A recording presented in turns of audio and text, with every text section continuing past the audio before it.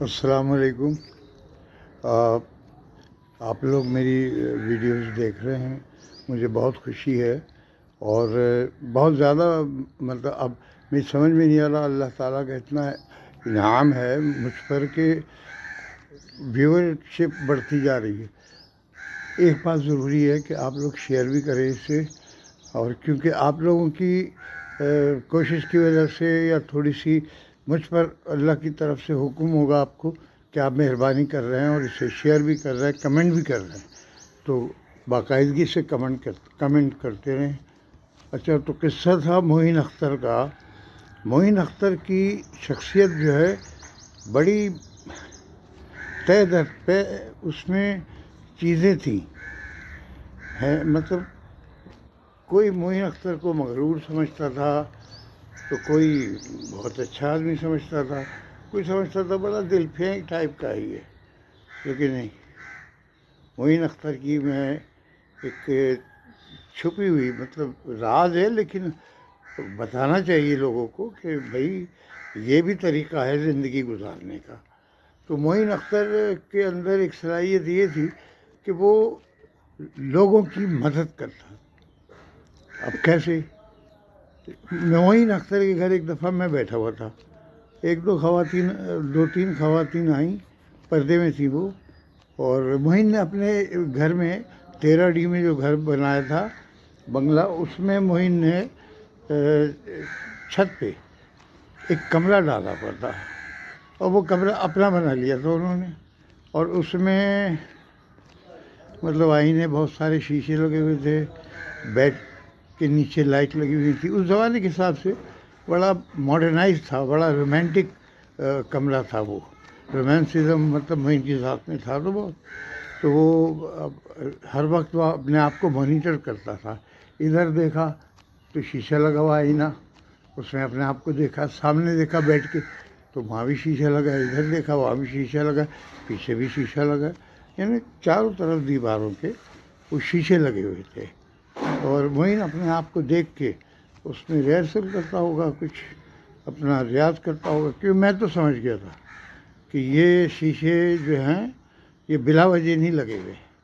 آج شیشے میں آدمی دیکھ کے نا اپنی آرٹسٹ اسپیشلی، تو وہ اپنے جو ایکسپریشن ہوتے ہیں ان کو نوٹیفائی کرتے، یار یہ میں یوں سوچوں یا یوں سوچوں یا یوں سوچوں، تو وہ ہر وقت اس کی پریکٹس جاری تھی، تو وہ کرتا تھا معین، اور یقیناً اچھا تو وہاں اس کمرے میں بتانے کا اس کمرے میں ہاں بلیک کلر کی تھیم تھی، کمرہ بلیک تھا، اور وہی لائٹوں کا میں نے بتایا نا اس طرح سے ارینج کیا ہوا تھا کہ بیڈ کے نیچے بھی ٹیوب لائٹیں لگی ہوئی ہیں۔ اس زمانے میں ٹیوب لائٹ تھی، یہ ایل ای ڈی کا چکر تو تھا نہیں، بجلی سستی تھی، ہر چیز سستی تھی۔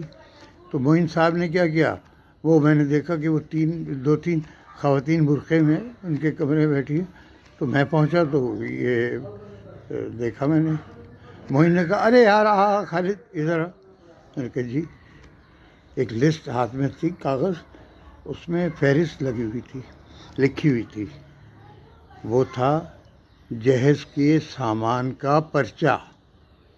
وہ خواتین لائی تھی کہ ہماری بچی کی شادی ہے اور اس کا جہیز جمع کرنا ہے، یہ چیزیں ہمیں درکار ہیں۔ تو اس میں فرنیچر تھا، برتن تھے، اور گھریلو استعمال کی چیزیں تھیں، کپڑے تھے جوڑے یہ وہ۔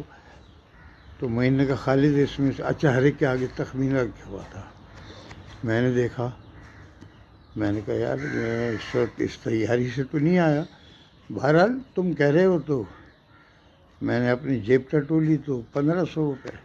میں نے کہا 1500 والا آئٹم کیا ہے اس میں؟ کہنے فلاں آئٹم ہے، یہ دیکھو۔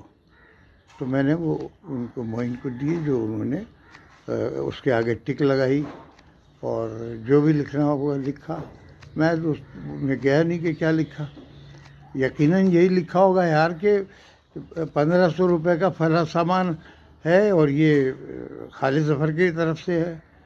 تو وہ کیا کرتا تھا، جو خود کر سکتا تھا وہ تو کرتا ہی تھا معین، اللہ بخشے، اللہ انہیں کروڑ کروڑ جنت نصیب کرے۔ تو اس کے علاوہ وہ پھر یہ ہوتا تھا ہمارے جیسے کوئی دوست یار فنکار جو بھی مطلب سرمایہ دار سیٹ، معین کی ایک کوالٹی یہ تھی کہ معین کی ہر بڑے آدمی سے بہت دوستی تھی. یعنی کار لینی ہے تو شو روم پہنچ گئے، ابے ادھر آبے. جی معین بھائی. وہ گاڑی میں آیا، معین گاڑی میں ہی بیٹھے ہیں. ابھی یہ بتا فلاں چار کتنے کی ہے، یہ کہ کتنے کی. ابے یار تو گھر پہنچا دینا، بلکہ ادھر دے، یہ میری گاڑی کھڑی کر اور یہ دے دے مجھے. اور یہ کہہ کہ یہ جا ہو جا، اپنے گھر پہنچ گئے دوسری گاڑی لے کے. تو پھر پیسے آتے رہیں گے، پیسوں کا کسی نے تقاضا کبھی نہیں کیا. تو معین کا یہ تھا، وہ بعد میں پیسے جس طرح بھی دیے سہولت سے. تو یہ اللہ تعالیٰ کا کرم تھا معین پہ کہ جس چیز کی ضرورت ہے اس کے وہاں پہنچ گیا شو روم پہ، اور وہ چیز آ گئی گھر میں. اے سی لینا ہے، کچھ بھی لینا ہے، وہ پہنچ جاتا تھا. گاڑی لینی ہے اب، اور بہت بلڈر یہ وہ سب مطلب. تو معین ان سے بھی مدد کراتا تھا کہ بھائی اس میں سے کیا دو گے چندے میں سے. تو لوگ بڑی خوشی سے دیتے تھے. اور اللہ تعالیٰ ظاہر ہے اس کے لیے اس میں نجات کا راستہ تو ہے نا. میری آپ لوگوں سے بھی درخواست ہے، دیکھیں آپ جو کر سکتے ہیں وہ تو کریں، اور جو آپ نہیں کر سکتے تو کم از کم اپنے اطراف میں دیکھیں کہ کون صاحب حیثیت لوگ ہیں، اور آپ کس سے مدد کے لیے کہہ سکتے ہیں، کس سے نہیں کہہ سکتے. تو آپ جا کے کہیں کہ بھائی یہ ہے مسئلہ اور یہ ان کا مسئلہ حل کراؤ. چلو تو کیا ہوگا کہ وہ مسئلہ حل ہو جائے گا. اچھا مائک کا یہ ہے، آواز میری شاید تھوڑی کم آ رہی ہو.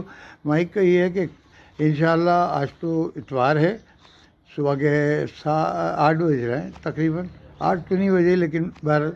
تو معین اختر جو ہے، ہاں میں کہہ رہا تھا کہ کیا کہہ رہا تھا یہ بھی بڑھاپے کی ایک نشانی ہے کہ آدمی بات کہتے کہتے نا آگے پیچھے ہو جاتا ہے، بھول جاتا ہے کہ کیا بات چل رہی تھی.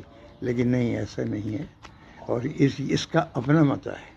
یعنی بہت ساری چیزیں اللہ تعالیٰ آپ کو ایسا کر دیتا ہے کہ آپ بھول جائیں. یہ دنیاوی چیزیں ہیں، آپ کا دل چاہ رہا ہے میں یہ کر لوں، ابے یار کیا کرو گے، یہ کر لوں وہ کر لوں، یہ بھی لے لوں وہ بھی لے لوں. نہیں، ایسا نہیں ہے. تو میری آپ سب سے یہی گزارش ہے، لائک بھی کریں، شیئر بھی کریں، کیونکہ مجھے آپ لوگوں کے تعاون کی بہت شدید ضرورت ہے. کمنٹ ضرور کریں، مجھے اپنی رائے سے آگاہ کریں کہ میرے کیا کیا خرابی ہیں.